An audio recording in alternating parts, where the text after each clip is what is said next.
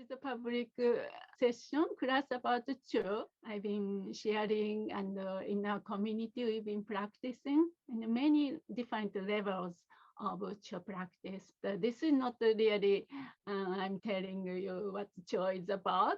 Like, it's such a vast subject. But just I thought it's good to get started, our exploration or journey started, so that kind of started to have a flavor which a little bit different from other practices or other traditions or teachings and practices. It said Buddha taught, what is it, 84,000 teaching for individual, because the individual has one's own traits and inclination and so forth, right? So Buddha taught so many. So then this Cho practice is quite unique. Those people who have been practicing, you have a little taste of that.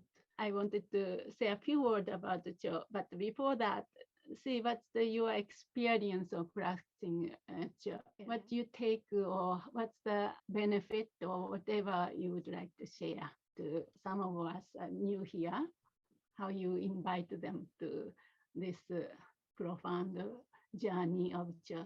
Well, the Cho practice for me is kind of like it's a bottomless or endless well of me facing myself or who I think I am and all the things that I hold dear to me. At the same time, it's a practice of kind of shifting my identity with myself and those things that I hold so dear and not being so afraid to let them go.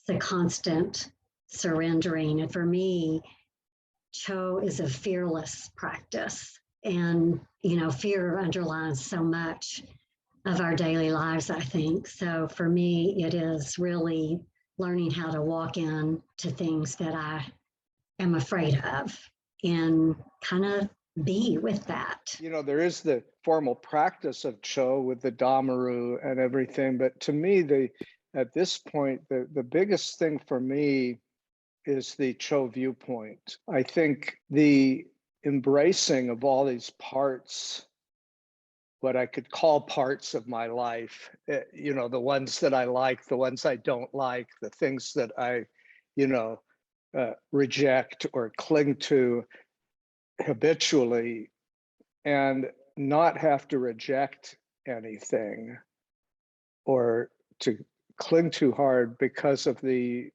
view of the true nature of all those things. In other words, even the demons viewed in their true nature can be whatever resource they might be for you. My own demons. It's a very whole kind of thing. And yeah, to get there, you know, you have to dig, and you have to be willing to go to places that you habitually don't want to go to and everything. But it's not going to the same place. You know, Kandrala, earlier you mentioned about the Buddha sitting under the Bodhi tree, and always that's just this beautiful, serene image. You know, the Buddha under the Bodhi tree, and that was a charnel ground right there. You know, he didn't have to go to an actual charnel ground. You know, the charnel ground is in us, you know, and so it's allowing, but allowing because of the understanding and view. And I really, that's meant a lot to me. Yeah, then what Buddha said, do you remember? He said, and when demon appeared, Mara attacked him. He said, look at him or her or them. He said, Mara, I can see you. He said, I can see you. He was able to see. He had the capacity to be able to rest in there with channel ground or gods and demons. And he was able to see through the true nature of gods and demons. I think church practice is a part of that, trying to see the true nature of gods and demons. I also really love the paradigm shift of the Cho, that our demons can become our allies, and that it's through the devotion through the devotion to the path of emptiness, to the path of the Buddha, that we recognize even the physical body is not the most important piece. And that when we can release, it's not even releasing it. For me, it's the growing of the possibility of the recognition that it's in the devotion to the path that the demons really do become our allies. So much implication, no? This teaching tradition, especially this time. I mean, we are only living in this time, so we didn't know the past, but I feel the relevancy. So much we can learn and we can live this teaching. Machik talks a lot about that, but here just one quote about how she view this so-called malevolent or the enemies. She said, the future of Buddha. This is from Machik's great explanations. She talks about the future degeneration of Dharma and the future, what's going to happen in the future. She already predicted. She's an awakened one, so she knows, she can see through past, future, present. He said, now I will explain how it is with our own Dharma, means have Dharma teaching, tradition. So pay attention. She is talking to her disciples. My Dharma system, her system of Cho, my Dharma system does not have even 1/100th of a hair's worth of self-serving concern. And a tiny bit, 100th of hair's worth of self-serving concern. It is not stained by any such idea. You know, sometimes we practice Dharma under the name of Dharma practice, but the self-serving underlying is makes me happy, makes me something. Of course, kind of lip service, you know, so that I make other people happy or something like that. But she's saying Dharma, her Cho is really like a completely renounce the self-serving concern. And though it does have the concern to serve others, it does not have even 1/100th of a hair worth of partialities. This partiality. So her teaching is beyond this preferred or unpreferred or, you know, partial. This is my group, you know, my family. That's why I gonna protect them. But then, or the other group who have different political ideas, that them. So I and thou kind of relationship. She's saying my teaching tradition is not that. Said nevertheless, powerful, hostile, frightening, savage spirits, both embodied and embodied, can cause harm at some point to many sentient beings. So that's what we are experiencing right now. She's talking about the future, what this will happen. Then not only that, the hostile spirits themselves has a very difficult time escaping the reaches of secret existence, samsara. Then she said, she's such a mother, says, I cannot bear to see their suffering.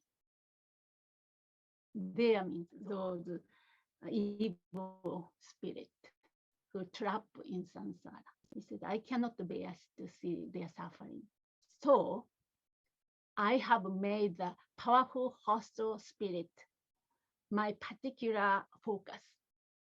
So she's saying my tradition will focus on those spirit, hostile, enemy, so-called. People consider enemy or people consider the unpreferred or even unpreferred part of ourselves, shadow. She said, my focus is the shadow. She kind of declaring here. Then she said, sending out the messengers of love, compassion, and bodhicitta. Sending out the messengers of love, compassion, and bodhicitta. just you did in the Stone practice. No? I draw in their powerful spirit, drawing, invite them, not pushing them away. I don't like you, go away. No, she invites. I draw in their powerful spirit. Then I give the spirit and their rich news, my own body, life, wealth, and whatever is in my domain, whatever I have, even my beloved child, whom I tremendously attached, I give that unto you, so that they are completely satisfied, and I lead them to the stages and the path of enlightenment. This is the Dharma system of this beggar woman. So she called herself beggar woman. Actually, all the chopper, we are beggar, beggar men and women. So that's just one paragraph. She's talking about maybe the nature or the characteristic or uniqueness of this tradition called Cho. The primary focus of my altruism is non-human, hostile being. She's already, again, claiming my focus is those beings who people push away or hate or the attack or whatever. Then the opposite of my cherishing and taming of them will be to target them for exorcism and oppression.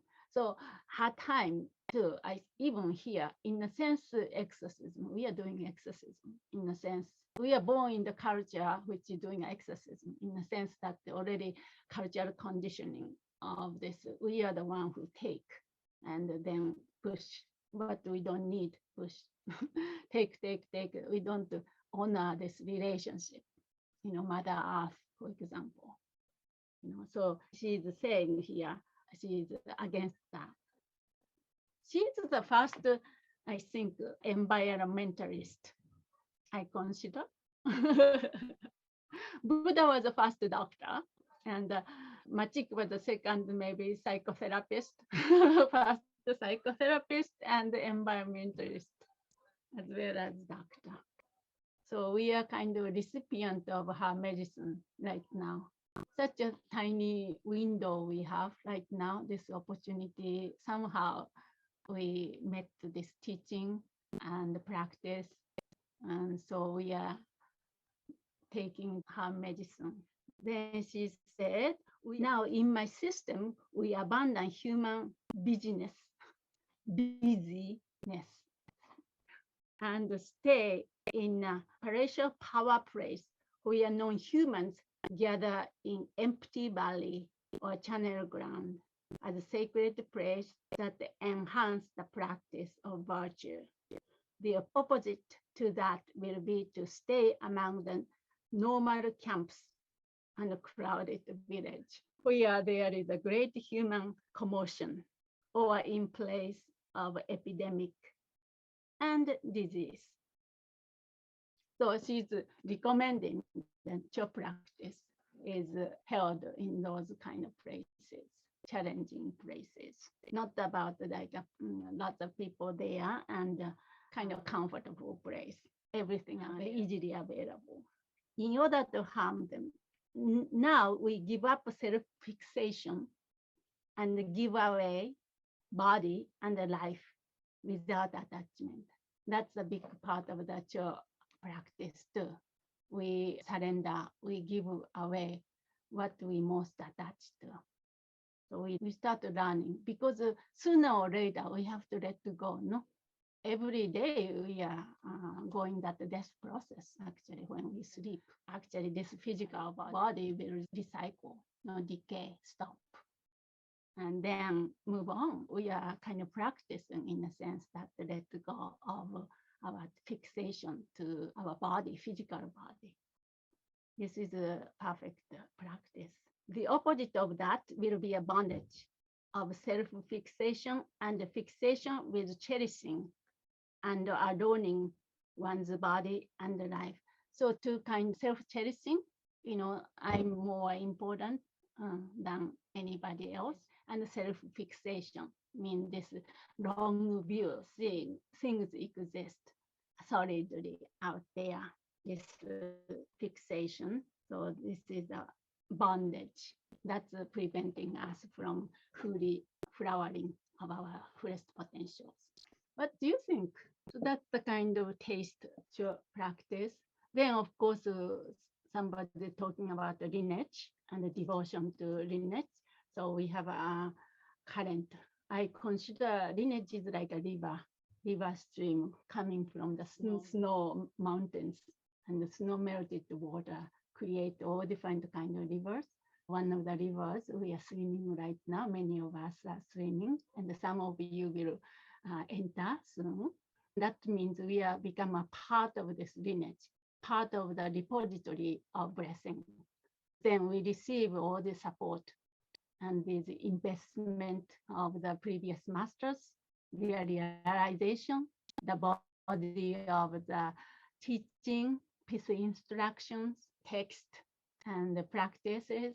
All these are in that river. Yeah, that's necessary to be in a part of the river.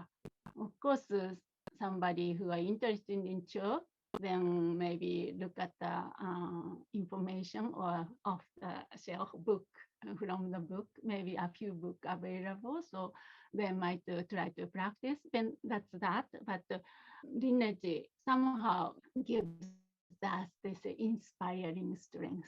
So this one is a driving force to bring us to the realization, bring us to the ocean of awakening. Rivers, once you get in river, whatever way, as long as you're swimming, it leads to the awakening sooner or later to the ocean. So that's their kind of idea. If we cannot make it in this lifetime, and then anytime we will meet again. That's why we pray to the teacher lineage and tradition. May I meet you again and again. Any questions? Are you excited about, or or kind of, ooh, I don't want to go to Channel Gram. That's the last place I want to go. Or what? Of course, then Cho has this all the modality, the music, chanting, big part of it. We synthesize, we use every part of being, not just quietly sitting. We chant with traditional melodies, meditate, visualization, imagination, you embody, and then, everything involved. Quite a practice.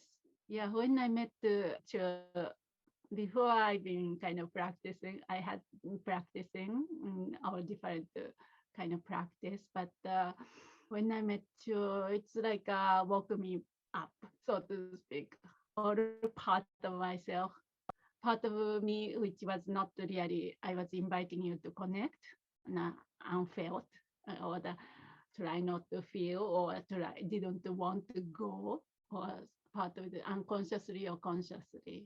I had that one, but Joe kind of allowed me to, you can say the permission, okay, more than permission, kind of telling us to invite and go there on purpose. That's quite a practice, but worthwhile. So just to have a quiet moment to dedicate today's short session, but I think for me at least, reminder and worthwhile.